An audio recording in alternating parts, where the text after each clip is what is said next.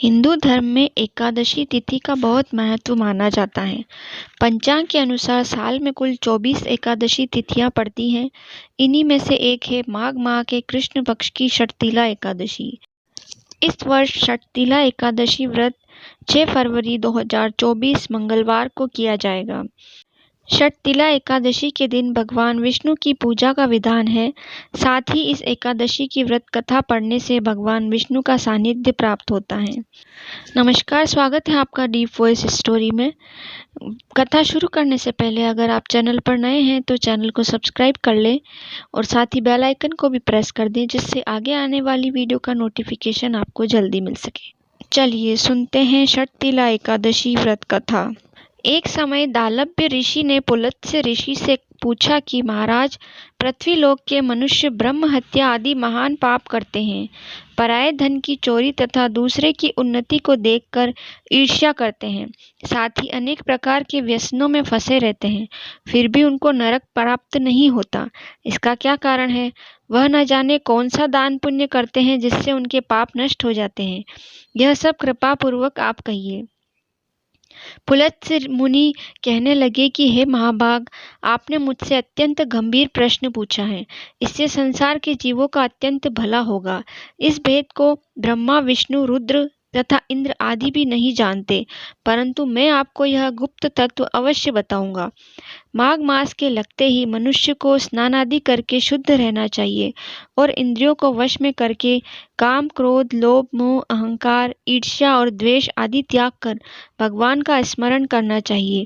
पुष्य नक्षत्र में गोबर, कपास, तिल मिलाकर उनके कंडे बनाने चाहिए। उन कंडों से 108 बार हवन करना चाहिए और उस दिन मूल नक्षत्र हो और एकादशी हो तो अच्छे पुण्य देने वाले नियमों को ग्रहण करें। स्नान आदि नित्य क्रिया से निवृत्त होकर सब देवताओं के देव श्री भगवान का पूजन कर और एकादशी का व्रत धारण करें। रात्रि को जागरण करें। उसके दूसरे दिन धूप, दीप, नैवेद्य आदि से भगवान का पूजन करके खिचड़ी का भोग लगावें। तत्पश्चात पेठा, नारियल, सीताफल या सुपारी सहित अर्घ देकर स्तुति करनी चाहिए कि भगवान आप दीनों को शरण देने वाले हैं, इस संसार सागर में फंसे हुओं को उद्धार करने वाले हैं। हे पुंडरीकाक्ष, हे विश्व भावन, हे जगतपते, आप लक्ष्मी सहित इस तुच्छ को ग्रहण करें। इसके पश्चात जल से भरा हुआ घड़ा ब्राह्मण को दान करें तथा ब्राह्मण को श्याम गो और तिल का पात्र देना भी उत्तम है। तिल स्नान और भोजन दोनों ही श्रेष्ठ हैं। इस प्रकार जो मनुष्य जितने तिलों का दान करता है उतने ही 1000 वर्ष स्वर्ग में वास करता है। तिल का स्नान, तिल का उपटन, तिल का हवन, तिल का तर्पण, तिल का भोजन और तिलों का दान, ये तिल के 6 प्रकार के उपयोग होने के कारण यह षटतिला एकादशी कहलाती है। इस व्रत के करने से अनेक प्रकार के पाप नष्ट हो जाते हैं। इतनी कथा कहकर पुलत्स्य ऋषि कहने लगे कि अब मैं इस षटतिला एकादशी की कथा तुमसे कहता हूँ।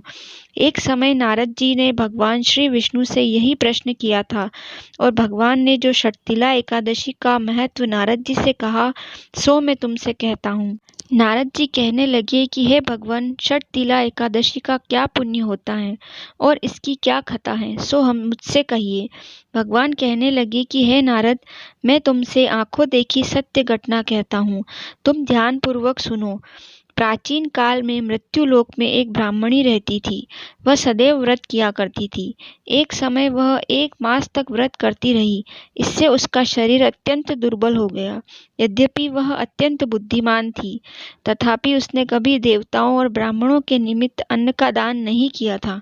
इससे मैंने सोचा कि ब्राह्मण ने व्रत आदि से अपना शरीर शुद्ध कर लिया है, अब इसको विष्णु लोक तो मिल ही जाएगा, परंतु इसने कभी अन्न दान नहीं किया, इससे इसकी तृप्ति होना कठिन है। ऐसा विचार कर मैं एक भिखारी बनकर मृत्युलोक में उस ब्राह्मणी के पास गया और उससे भिक्षा मांगी। वह ब्राह्मणी बोली कि महाराज, आप यहाँ किस लिए आए हैं? मैंने कहा कि मुझे भिक्षा चाहिए। इस पर उसने एक मिट्टी का ढेला मेरे भिक्षा पात्र में डाल दिया। मैं उसे लेकर स्वर्ग में लौट आया। कुछ समय पश्चात वह ब्राह्मणी भी शरीर त्याग कर स्वर्ग में आ गई। उस ब्राह्मणी को मिट्टी का दान करने से स्वर्ग में सुंदर महल मिला, परंतु उसने अपने घर को अन्न आदि सब सामग्रियों से शून्य पाया। घबराकर वह मेरे पास आई और कहने लगी कि हे भगवान, मैंने अनेक व्रत आदि से आपकी पूजा की, परंतु फिर भी मेरा घर अन्न आदि सब वस्तुओं से शून्य है। इसका क्या कारण है? मैंने कहा कि पहले तुम अपने घर जाओ। जब देव स्त्रियां तुम्हें देखने के लिए आएंगी तो पहले उनसे षटतिला एकादशी का पुण्य और विधि सुन लेना, तब द्वार खोलना। जब मेरे ऐसे वचन सुनकर वह अपने घर गई, तब देव स्त्रियां आई तो द्वार खोलने के लिए कहा, तो ब्राह्मणी बोली कि आप मुझे देखने के लिए आई हैं, तो षटतिला एकादशी का महात्म्य कहिए। उनमें से एक देव स्त्री कहने लगी, मैं कहती हूँ। जब ब्राह्मणी ने षटतिला एकादशी का महात्म्य सुना तो फिर उसने द्वार खोला। देवांगनाओं ने उसको देखा कि न तो वह गांधर्वी है न आसुरी है, वरन पहले जैसी मानुषी है। तब ब्राह्मणी ने भी उनके कथन अनुसार षटतिला एकादशी का व्रत किया। इसके प्रभाव से वह सुंदर और रूपवती हो गई तथा उसका घर अन्न आदि समस्त सामग्रियों से युक्त हो गया। अतः मनुष्य को मूर्खता त्याग कर षटतिला एकादशी का व्रत और लोभ न करके तिल आदि का दान करना चाहिए। इससे दुर्भाग्य, दरिद्रता तथा अनेक कष्ट दूर होकर उसे मोक्ष की प्राप्ति होती है। बोलिए श्री विष्णु भगवान की जय। श्री एकादशी मैया की जय।